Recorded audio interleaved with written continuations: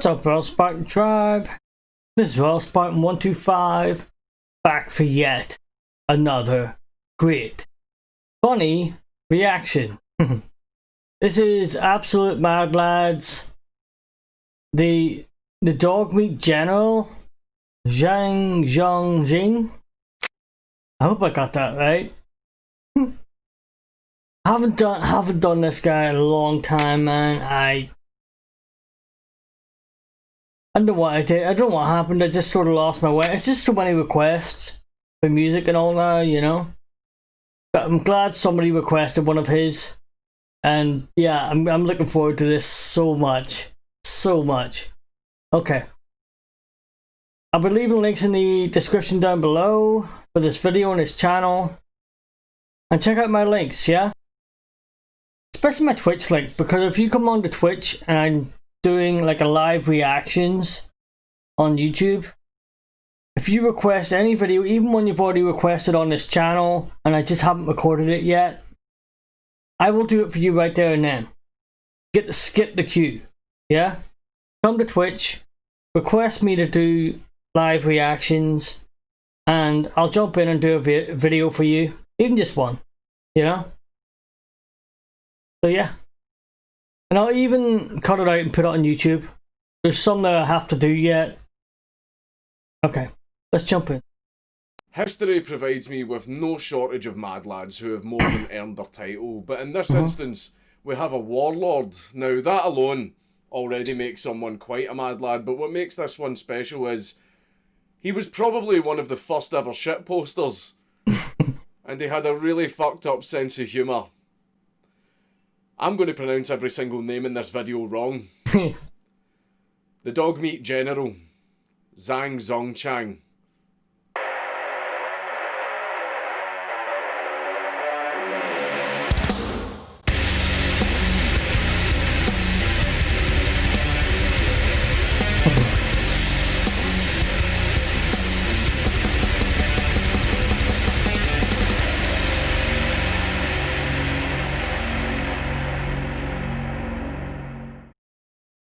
So, I want to say I forgot his name.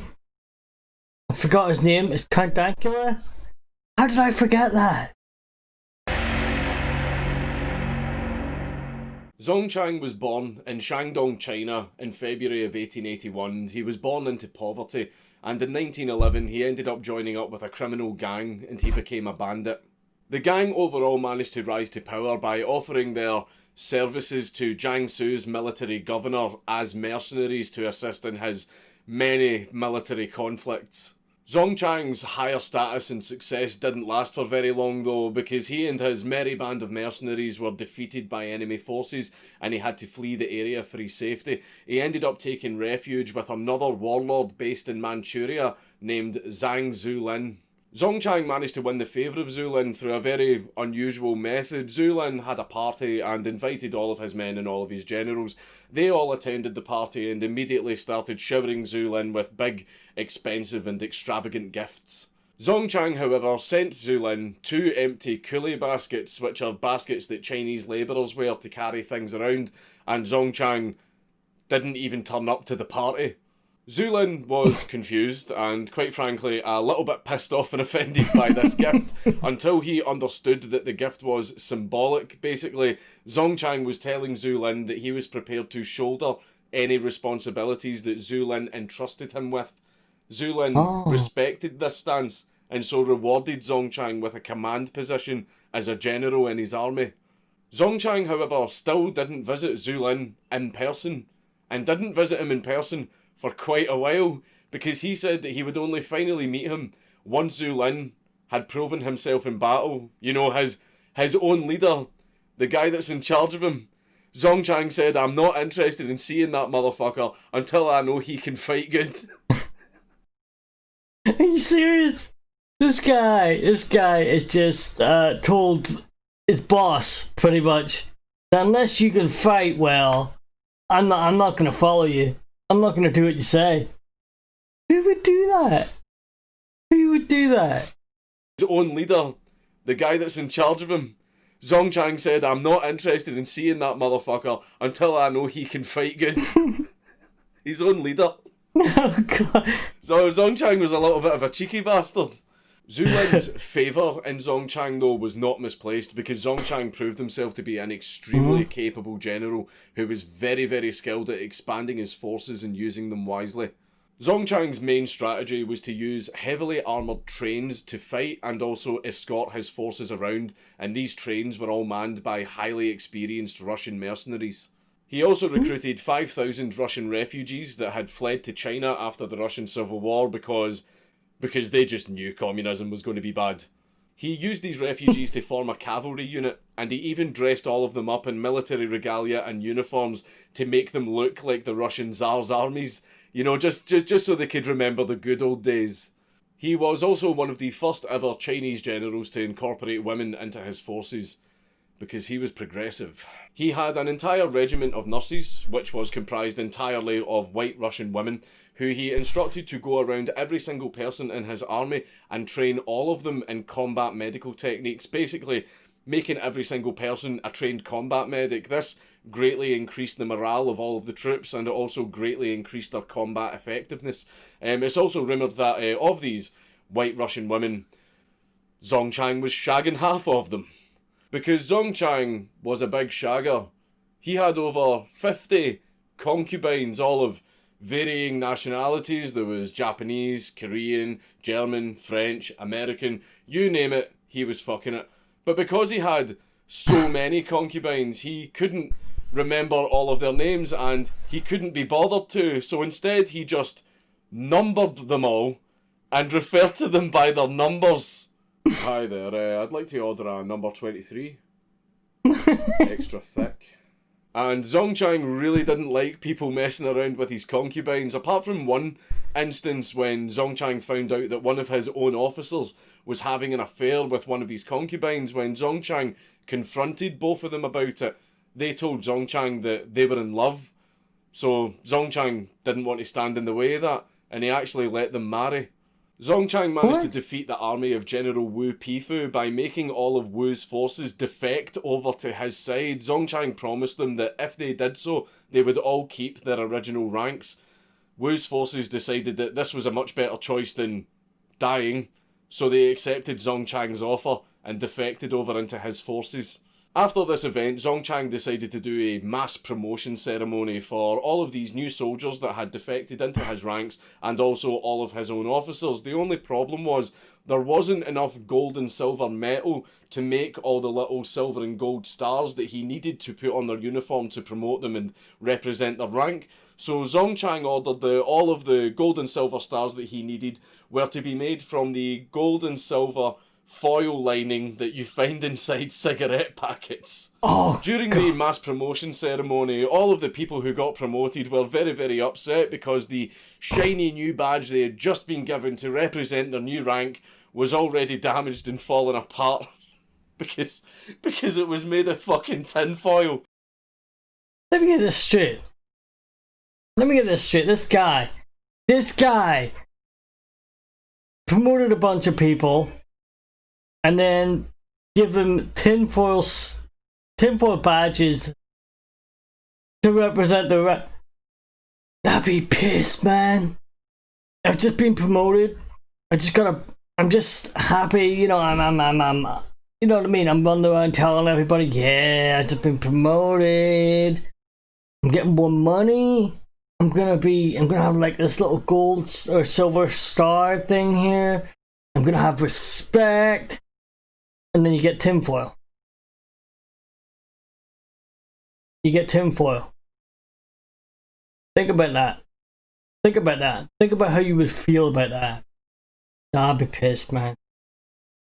I'd be pissed. You'd be telling all your friends and family, yeah, I'll come home and I'll show it off to you guys and let you see it.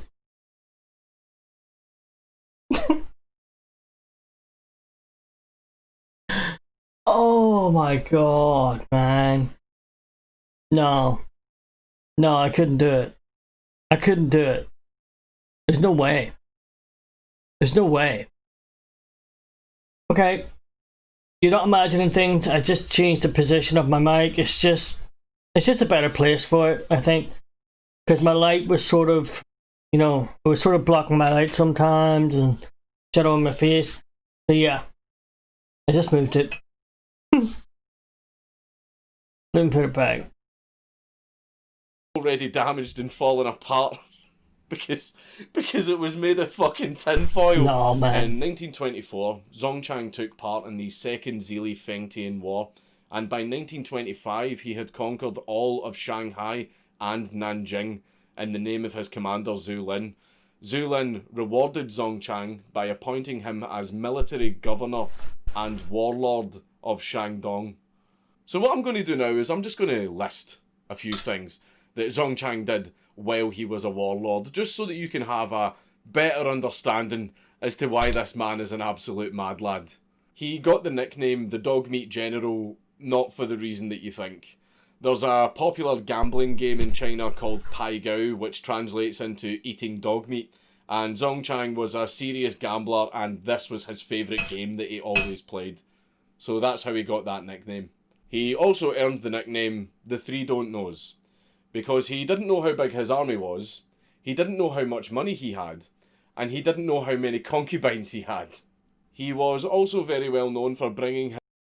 Could you imagine going from being poor, from being like dirt poor, yeah, to being so rich and privileged that you don't know how big your army is, you don't know how rich you are, and you don't know how many concubines you have.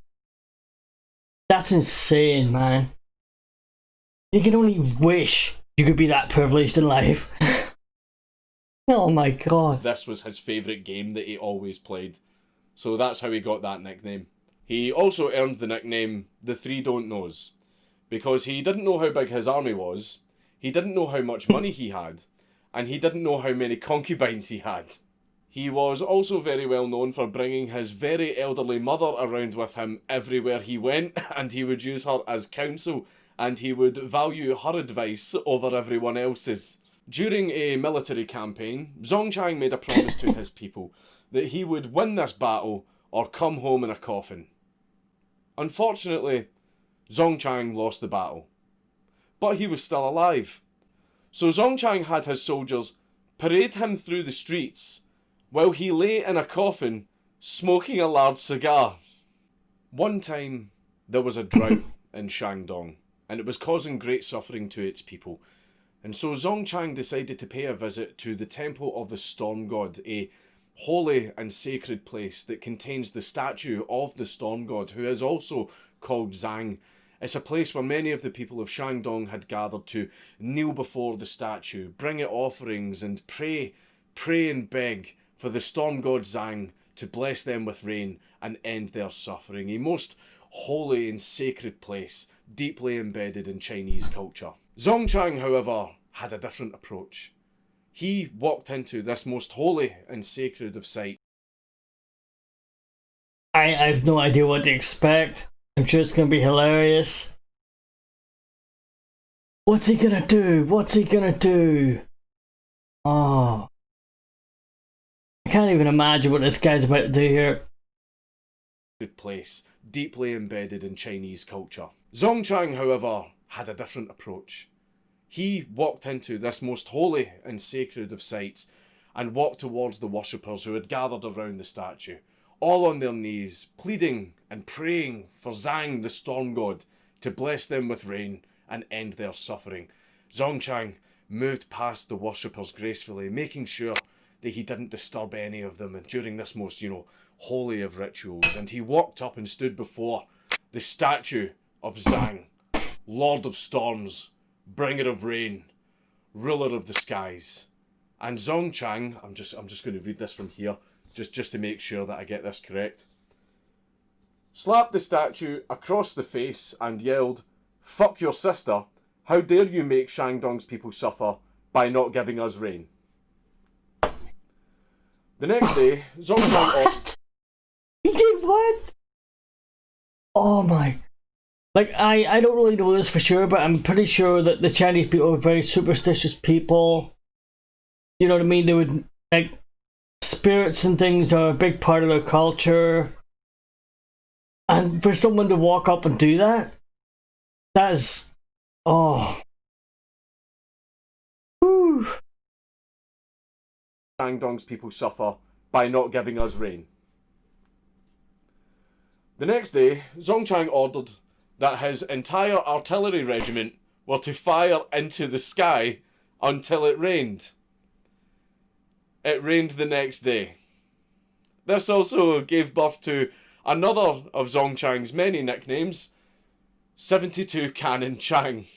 When Zongchang seen a basketball game for the very first time, he was very confused about the rules and he didn't really know what the game was about, so he shouted loudly, "Why the hell are they all fighting over a single ball? We're the hosts, are we seriously this poor?" He then ordered that each player be given their own ball, and they were. Nobody really had any idea what to do, so everyone just sort of ran around the court dribbling their own ball. Zongchang would very often travel to Shanghai with his officers and also his... He gives no balls. Could you imagine if that happened now? They're playing basketball, people are watching it, people are cheering, people are betting on it, and they kind of go, "Oh, you know what? Are we so poor that we've only got one ball? Here you go, everybody take a ball. Everybody take a ball." What would happen? What would happen? I don't know, man. That's nuts. Commander Zhu Lin's son, who had become one of his closest friends, where they would all get fucked up on opium and bang hookers. Yes, lads! Warlords on tour! Warlords on tour! What? I was saying warlords on tour, babe. I'm going to Shanghai. I'm going to smoke a fuck ton of opium and bang hookers. As long as you're not angry. That's what you took away from that. Oh, you just sounded so angry. That's why I came in. I thought something was wrong when you were punching me. You don't care about me smoking opium and banging hookers. Zongchang also found himself involved and profiting heavily from the opium trade. This resulted in a rather infamous incident that happened in 1925 in Zongchang's headquarters. A group of Zongchang's officers all started arguing with each other over who would get the largest share out of an opium deal that they all just did. It resulted in a gunfight that left 3 of them dead. His exploits were so many and so mental that Time magazine dubbed him China's basest warlord. Like, exact words. They literally called him China's basest warlord. However, in 1928, during the Northern Expedition conflict, General Bai Chongxi managed to defeat Zongchang and capture 20,000 of his soldiers and nearly captured Zongchang himself. Zongchang fled beyond the Great Wall to Manchuria for his safety. He lived in Dalian under Japanese protection, but he was really salty at having his power taken from him. So he gathered back all of the generals, got his army back together, and as some claim, some Japanese backing, and he led a rebellion against Liu Zenin, who had taken over Zongchang's old position as warlord of Shandong. Zongchang and all the other warlords battled for months to try and overthrow Zenin, and this rebellion caused heavy damage to Shandong, as well as heavy civilian casualties, and in the end, Zongchang was defeated, so he fled to Japan in exile. But he did bring all of his wealth and concubines with him.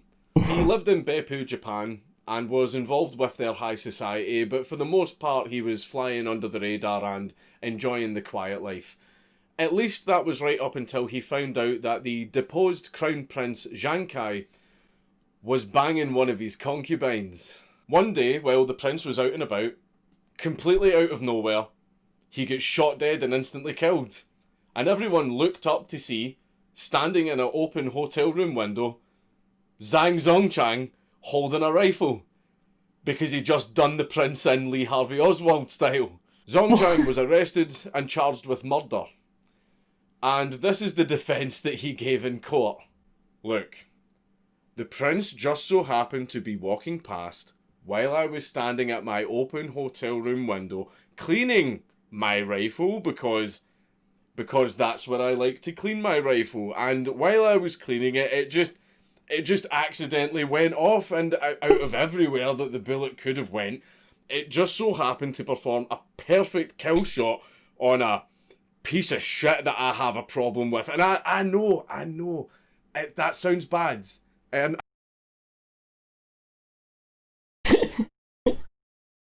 He's gonna believe that. He's gonna believe if you're in a court, right, and you're in the jury and you hear that defense. Are you believing it? Are you believing it? No, man. No. There's no way. There's absolutely no way. out of everywhere that the bullet could have went, it just so happened to perform a perfect kill shot on a piece of shit that I have a problem with. And I know, that sounds bad. And I know it sounds really bad, but it was a genuine mistake, okay? My bad. Sorry about that, fellas. It won't happen again. Zongchang was found guilty by a Japanese court. Yeah. And he was given the option of spending either 15 days in jail or paying a $150 fine. He chose to pay the fine. What? However, Zongchang wasn't just a cheeky chappy. Bear in mind, this guy was... Whoa. He killed the Crown Prince, right? The Crown Prince. Found guilty, and he had a choice. He was given a choice of either 15 days, not years, not months, days. 15 days in prison, or a $150 fine.